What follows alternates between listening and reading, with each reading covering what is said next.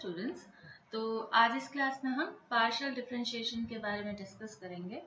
Last class में हम already maxima और मिनिमा के बारे में पढ़ चुके हैं, तो न्यू टॉपिक स्टार्ट करते हैं, पार्शियल डिफरेंशिएशन, राइट। चलो, तो अब सबसे पहले, जैसे कि पहले भी मैं बता चुकी हूँ आपको कि यहाँ पे हम एक रिलेशन लेते हैं। मान लो y is the function of x, right. तो उसमें हमने क्या कहा था कि जो x है वो तो क्या है, इंडिपेंडेंट फंक्शन है। क्या है? इंडिपेंडेंट फंक्शन है, सॉरी फंक्शन नहीं, इंडिपेंडेंट वेरिएबल है, राइट। और यहाँ पे जो y है हमारे पास वो क्या है, डिपेंडेंट वेरिएबल है। क्या है? डिपेंडेंट वेरिएबल है। ओके, किस पर डिपेंड है? ये x की वैल्यूज पर डिपेंड है। ओके, तो यहाँ पे हम कहते हैं y तो है डिपेंडेंट वेरिएबल जो कि x पे डिपेंड करता है, और x जो है इंडिपेंडेंट वेरिएबल है। ठीक है, ये तो हो गई नॉर्मल जनरल बात। पर जब हम पार्शियल डिफरेंशिएशन करते हैं तो उसमें हम कुछ इस प्रकार का रिलेशन देखते हैं कि z is the function of suppose y and x। ठीक है, x एंड y। यहाँ ये हमने क्यों कहा, यहाँ पे हमने दो इंडिपेंडेंट वेरिएबल लिए, उसी केस में जो है हम पार्शियल डिफरेंशिएशन देख सकते हैं। ओके, जब हमारे पास दो इंडिपेंडेंट वेरिएबल हो तो हम यहाँ पे क्या कह सकते हैं कि z जो है वो x और y का फंक्शन है, मतलब कि z की वैल्यूज जो है वो x और y की वैल्यूज पर जो है वो डिपेंड करती है। ओके, तो अब हम कहते हैं कि यहाँ पे इस केस में हम पार्शियल डिफरेंशिएशन देख सकते हैं। कैसे देख सकते हैं? हम एक साथ जो है वो नहीं देख सकते यहाँ पे कि x और y में एक साथ चेंज के साथ z में किस प्रकार से चेंज देखने को मिलता है। हम एक एक करके देखते हैं। जैसे फॉर एग्जांपल हम कहते हैं कि फर्स्ट ऑफ ऑल हम जो डिफरेंशिएशन देखते हैं वो कहे कि z को अगर मैं x के रिस्पेक्ट में डिफरेंशिएट करूं तो आप क्या लिखेंगे? आप लिखेंगे यहाँ पे इस प्रकार से, इसी प्रकार से लिखेंगे। ठीक है, यहाँ पे अभी हमने y की बात नहीं करी, हमने सिर्फ कहा है कि x में चेंज के साथ z किस प्रकार से चेंज होता है, या फिर z को डिफरेंशिएट किया है हमने विद रिस्पेक्ट टू x। ठीक है, इसी प्रकार से दूसरा केस क्या कह सकते हैं हम यहाँ पे कि dz को अगर z को अगर हम y के रिस्पेक्ट में डिफरेंशिएट करें तो उसे हम किस प्रकार से लिखेंगे? हम उसे इस प्रकार से लिखेंगे। क्लियर है? ठीक है, यानी कि एक समय पर एक वेरिएबल के साथ क्वांटिटी को क्या कहते हैं उसे, डिफरेंशिएट करते टाइम हम दूसरी क्वांटिटी को यहाँ पे कांस्टेंट मानेंगे। ठीक है, और जब हम कांस्टेंट मानेंगे तो उसे हम किस प्रकार से लिखते हैं? जब एक वेरिएबल को आप कांस्टेंट मान रहे हैं, ठीक है, यहाँ पे y को कांस्टेंट मान रहे हैं तो आप इस प्रकार से इसे लिखेंगे यहाँ पे। ठीक है, तो यहाँ पे हम डिफरेंशिएशन कह सकते हैं x y dx। क्लियर है? इसी प्रकार से आप जो है वो y के रिस्पेक्ट में भी कर सकते हैं, जहाँ पे आप x को कांस्टेंट मानते हैं। तो ये जो है पार्शियल डिफरेंशिएशन का साइन होता है। क्या होता है? पार्शियल डिफरेंशिएशन का साइन होता है। ठीक है, जहाँ पे आप एक वेरिएबल के रिस्पेक्ट में एक क्वांटिटी को डिफरेंशिएट कर रहे हैं और दूसरी को क्या रख रहे हैं? कांस्टेंट रख रहे हैं। तो यहाँ पे जो ये है ये बेसिकली हमारा फर्स्ट ऑर्डर डिफरेंशिएशन, या फिर हम कहें फर्स्ट ऑर्डर पार्शियल डिफरेंशिएशन कहलाता है। क्या? First order partial differentiation, partial differentiation, first order partial differentiation, right. अब हम क्या करें कि फर्स्ट ऑर्डर कर लिया एक बार हमने, मान लो कि इसको ही हम ले रहे हैं फर्स्ट टाइम। ठीक है, तो हमने x के रिस्पेक्ट में तो डिफरेंशिएट कर लिया z को। अब इसी को जो है वापस से एक बार फिर से x के रिस्पेक्ट में डिफरेंशिएट करें। ये जो डिफरेंशिएशन की वैल्यू हमारे पास आई थी, ये वाली, ठीक है, इसी को हम वापस से x के ही रिस्पेक्ट में डिफरेंशिएट करें, x के ही रिस्पेक्ट में डिफरेंशिएट करें तो हमारे पास क्या आता है? हमारे पास ये वैल्यू आती है, ये क्वांटिटी आती है। ठीक है, और इस क्वांटिटी को हम क्या कहते हैं? इस क्वांटिटी को हम कहते हैं second order partial differentiation. Second order partial differentiation. Second order partial differentiation. Clear है इतना? ठीक है, तो ये तो हो गया first order partial differentiation, second order partial differentiation, और किस प्रकार से जो है पार्शियल डिफरेंशिएशन को आप रिप्रेजेंट करते हैं। अब जो है हम कुछ क्वेश्चन के बेसिस पे दिखते हैं कि पार्शियल डिफरेंशिएशन आप जो है वो किस प्रकार से लेंगे। तो पहला क्वेश्चन हम यहाँ पे लेते हैं, क्वेश्चन नंबर फर्स्ट। ठीक है, क्वेश्चन नंबर फर्स्ट जैसे कि यहाँ पे मैं लूँ कि हमारे पास एक क्वांटिटी है 4x³ plus 2xy plus y²। Okay, अब क्या करना है, अब हमें पार्शियल डिफरेंशिएशन लेना है। एक बार x के रिस्पेक्ट में लेके देखो, एक बार y के रिस्पेक्ट में लेकर देखो। ठीक है, ओवरऑल हम कहें कि z का हमें पार्शियल डिफरेंशिएशन करना है। तो हम क्या करेंगे, यहाँ पे सबसे पहले तो हम z को जो है differentiate with respect to differentiate z with respect to x when y is considered constant.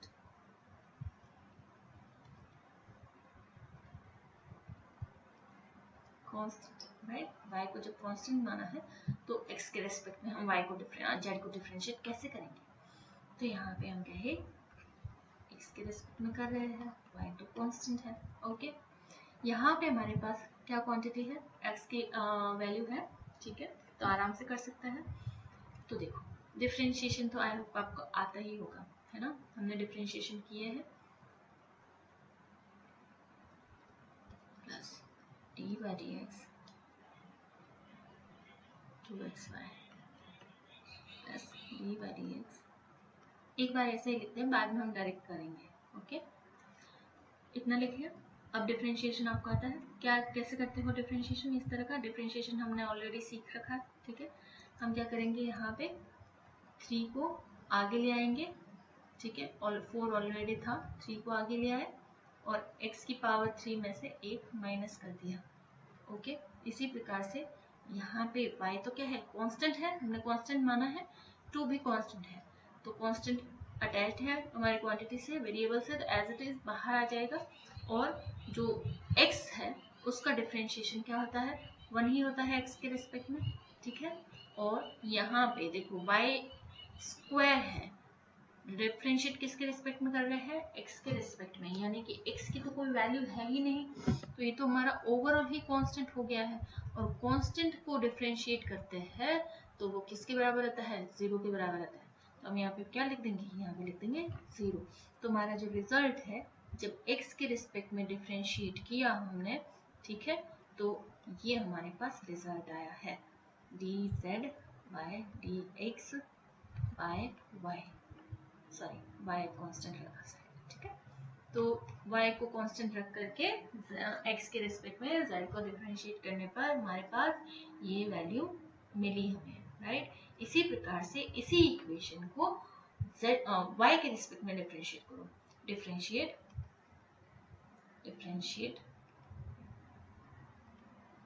z with respect to y when x is considered constant.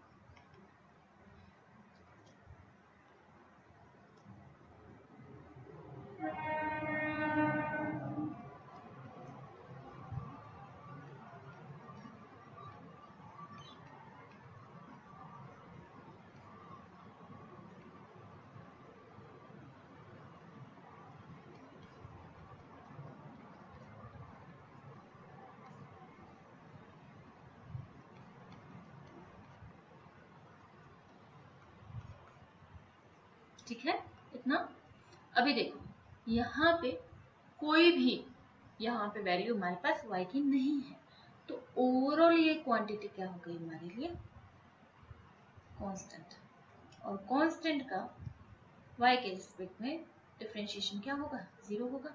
ठीक है, जब तक y की कोई वैल्यू है ही नहीं, जब y की कोई क्वांटिटी यहाँ पे है ही नहीं, तो हमारे लिए तो ये कांस्टेंट हो गया ना, ठीक है।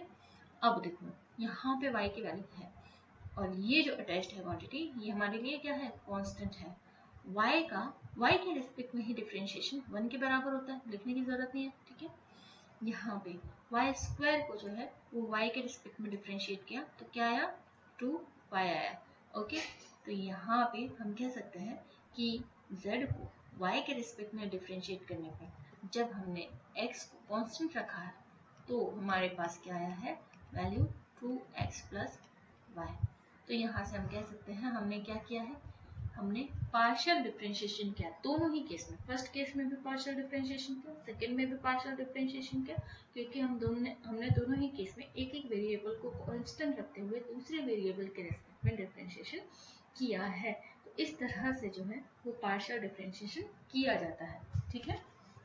कुछ क्वेश्चन मैं दे रही हूँ आपको यहाँ पे जो आपको सॉल्व करने हैं, ठीक है। इजी से है बिल्कुल से, अभी जो हमने पहला एग्जाम्पल किया है उसी के जैसा है, तो आपको आराम से जो है कोई प्रॉब्लम नहीं होगी। एक तो ये क्वेश्चन सॉल्व कर लेना, वैसे आपकी बुक में भी दे रखा है ये वाला क्वेश्चन, ठीक है। और दूसरा क्वेश्चन जो है वो ये वाला भी सॉल्व करके देखना, है ना। बिल्कुल इजी से है, कुछ भी नहीं है इसमें, है ना। ये cy square plus dx plus ey plus f, ठीक है। इन्हें जो है आप सॉल्व करना, राइट। बहुत इजी है और क्वेश्चन एग्जाम में एज इट इज पूछे भी जाते हैं, इससे इजी कुछ नहीं हो सकता किसी एग्जाम में पूछने वाले क्वेश्चन, ठीक है। चलो नेक्स्ट जो है हम पढ़ते हैं इंटीग्रेशन। पार्शियल डिफरेंशिएशन वाला टॉपिक यहाँ पे हमारे पास कंप्लीट हुआ। नेक्स्ट जो है पढ़ेंगे इंटीग्रेशन।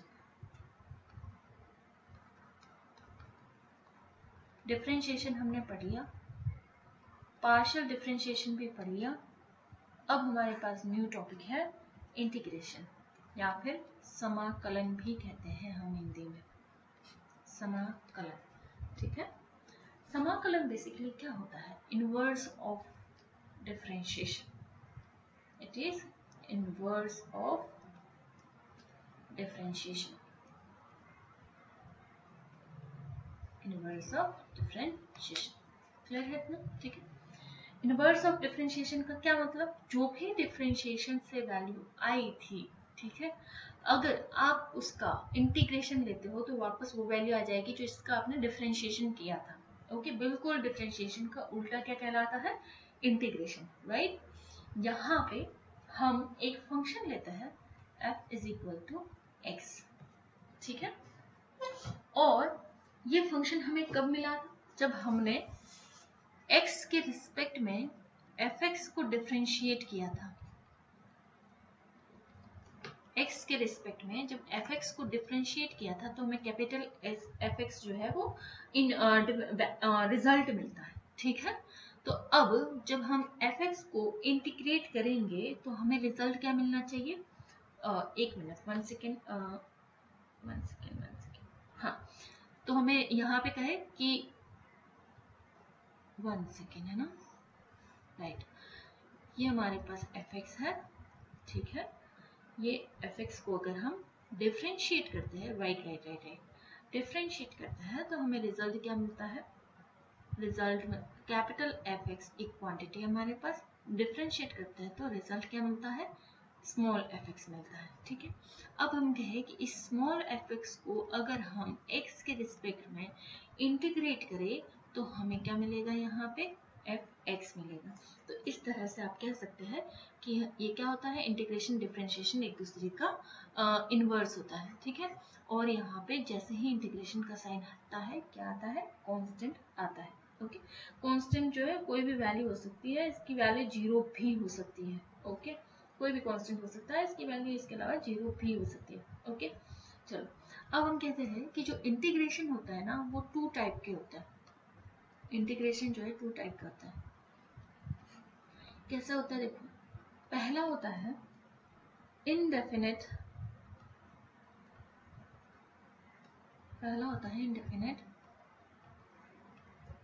इंटीग्रेट। इनडेफिनेट इंटीग्रेशन में बेसिकली होता क्या है कि यहाँ पर किसी भी तरह की कोई भी लिमिटेशन नहीं होती है। जैसे कि यहाँ पे देखा मैंने, कोई लिमिटेशन नहीं लगाई यहाँ पे, ठीक है। तो इस प्रकार का जो भी कहते हैं उसे इंटीग्रेशन लिया जाएगा, उसे हम क्या कहते हैं, इनडेफिनिट इंटीग्रेशन। इनडेफिनिट इंटीग्रेशन, ठीक है। ये जो रिजल्ट आता है इस तरह का, इसे हम इनडेफिनिट इंटीग्रेशन। तो पहला टाइप है इनडेफिनिट। दूसरा टाइप है डेफिनिट इंटीग्रेशन। डेफिनिट इंटीग्रेशन में क्या होगा, डेफिनिट इंटीग्रेशन में सिंपल है वही कि कोई ना कोई लिमिट लगी हुई होगी वहां पे, ठीक है, और उसका जब हम इंटीग्रेशन लेते हैं तो उसे हम कहते हैं डेफिनिट इंटीग्रेशन है। फॉर एग्जांपल यहाँ मान लो a से b तक कोई लिमिट लगी हुई है, उस लिमिट के बीच में जो है फंक्शन को इंटीग्रेट किया जा रहा है, तो उसे हम कहते हैं डेफिनिट इंटीग्रेशन, ठीक है। फिर ये लिमिट आप इस तरह से लगाते हो, कांस्टेंट ही है, ओके। यहाँ पे फिर क्या करते हैं हम, ये f है, यहाँ पे हम b माइनस एफ ए कर देते हैं, ठीक है। और ये तो कांस्टेंट है, तो ओवरऑल क्या हो जाएगा, यहाँ पे 0 हो जाएगा, दोनों कांस्टेंट सेम है, तो यहाँ पे ओवरऑल रिजल्ट क्या हो जाएगा, 0 हो जाएगा। और ये हमारा जो है मेन रिजल्ट आ जाता है इसको सॉल्व करने। तो टू टाइप क्या है, फटाफट से देख लेते हैं। टू टाइप के इंडेफिनिट और डेफिनिट इंटीग्रेशन, जिसमें से पहले में कोई लिमिट नहीं लगी होती और दूसरे में जो है वो लिमिट लगी होती है, ठीक है। अब नेक्स्ट देखते हैं, कुछ इंपॉर्टेंट रूल्स है इंटीग्रेशन करने के, ठीक है। इंटीग्रेशन करने के जैसे डिफरेंशिएशन के केस में कुछ इंपॉर्टेंट रूल्स थे, यहाँ पर भी कुछ इंपॉर्टेंट रूल्स है इंटीग्रेशन के भी। तो some important rules of integration, some important rules of integration, right. अब देखो क्या क्या हो सकते हैं रूल्स। अगर पहला रूल कहता है कि आपके फंक्शन के साथ कोई भी कांस्टेंट अटैच्ड है, तो वो हमेशा क्या होता है, इंटीग्रेशन साइन के बाहर आ जाता है। क्या, फंक्शन के साथ कोई भी कांस्टेंट लगा हुआ है तो वो इंटीग्रेशन साइन से बाहर आ जाता है, इस प्रकार से, ठीक है। दूसरा रूल क्या कहता है कि अगर दो फंक्शन है और वो आपस में प्लस माइनस में है, तो उनका इंटीग्रेशन कुछ इस प्रकार से लिखा जाएगा। अभी हम देखते हैं, इस तरह के दो फंक्शन है, उनके बीच में या तो प्लस है या माइनस है, तो उस केस में जब आप उनका इंटीग्रेशन लिखते हैं तो वो इस प्रकार से लिखा जाएगा, जैसे fx dx, माइनस होगा तो माइनस, प्लस होगा तो प्लस, और ये gx और dx, ठीक है। प्लस माइनस है तो इस प्रकार से लिखा जाएगा, ओके। अब बात है नेक्स्ट कि अगर कोई भी इंटीग्रेशन मल्टीप्लिकेशन में दे रखा हो, कोई भी वेरिएबल जो है मल्टीप्लिकेशन में दे रखे हो, तो फिर कैसे लिखे जाएंगे। तो हम यहाँ पे लिखते हैं, फॉर एग्जाम्पल अगर म्यू वी को इंटीग्रेट करना है dx के रिस्पेक्ट में, तो उसके लिए एक रूल है, पहले जो है पहली क्वांटिटी को बाहर लिखेंगे और दूसरी का इंटीग्रेशन ले लेंगे, माइनस हम क्या करेंगे, जो पहली क्वांटिटी है उसका ले लेंगे differentiation with respect to x, ठीक है। इन सबको एक साथ करना है और उसके बाद यहाँ पे v dx, दूसरी क्वांटिटी का क्या करेंगे, फिर से इंटीग्रेशन करेंगे, ठीक है। और इनका जो रिजल्ट आता है, एक मिनट है ना, यहाँ पे कुछ गड़बड़ हो गई, ये ठीक है। पहला क्या किया हमने, सबसे पहले पहली क्वांटिटी एज इट इज रखी, दूसरी का इंटीग्रेशन कर लिया, माइनस, ध्यान रखना है यहाँ पे क्या आएगा, माइनस। दूसरी क्वांटिटी, पहली क्वांटिटी का डिफरेंशिएशन लिया, मल्टीप्लिकेशन किया इसका किसके साथ, जो पहली क्वांटिटी है उसके इंटीग्रेशन के साथ मल्टीप्लिकेशन किया, और इस पूरे का जो रिजल्ट आया उसको फिर इंटीग्रेट किया dx के रिस्पेक्ट में, ठीक है। और जो से ही इंटीग्रेशन का साइन आता है क्या आ जाता है, कांस्टेंट आ जाता है, राइट। इस प्रकार से जो है हम इन रूल्स को फॉलो करते हुए क्या करेंगे, इंटीग्रेशन करेंगे। तो इंटीग्रेशन के लिए आपको कुछ इंपॉर्टेंट रूल्स जो है वो तो हमने देख लिए, फिर कुछ इंपॉर्टेंट फॉर्मूलाज भी है, वो भी आपको पता होने चाहिए, ठीक है। तो नेक्स्ट क्लास जब भी हम लेंगे आप ये सारे के सारे फॉर्मूलाज जो है आई होप कि मेमोराइज करके रखेंगे, ठीक है। इन फॉर्मूलाज के बेसिस पे ही जो है हम नेक्स्ट क्वेश्चंस लगाएंगे, राइट। बिल्कुल इजी है, मैं फिर से कह रही हूँ, इसमें कुछ भी नहीं है, बिल्कुल छोटे बच्चों के काम है ये, ठीक है, कुछ भी नहीं है इसमें। और एग्जाम में क्वेश्चन आते हैं, आप आराम से सॉल्व कर सकते हो उसको, है ना। तो बस इन्हें क्या करना है, आपको रूल्स ध्यान में रखने हैं और ये फॉर्मूला याद कर लेने हैं, कुछ नहीं है, आराम से क्वेश्चन लग जाता है, ठीक है। चलो बाकी के जो है नेक्स्ट क्वेश्चन और ये फॉर्मूलाज हम नेक्स्ट क्लास में डिस्कस करेंगे, राइट। ओके, आज की क्लास में इतना।